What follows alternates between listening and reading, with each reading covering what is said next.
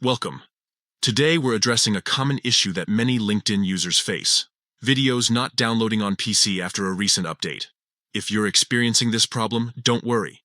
We have some simple steps to help you troubleshoot and resolve the issue. First, try closing your browser and reopening it. Sometimes a simple restart can refresh your session and clear up any glitches that may be causing the problem. Next, refresh the LinkedIn web page. You can do this by clicking on the refresh icon located at the top left of your browser. This action can help reload the page and might fix any temporary loading issues. Now, let's check your internet connection. Click on the network icon in the notifications area of your taskbar.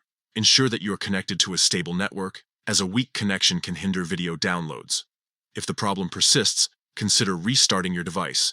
Press the Windows icon, then click on the power icon and select Shutdown. Wait for about 30 seconds before turning your device back on by pressing the power button again. This can often resolve underlying issues.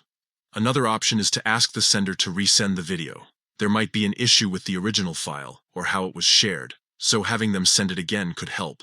If you still can't download videos, clearing your browser cache and cookies may be necessary. Start by clicking on the three dots at the top right of your browser. From there, select Delete Browsing Data.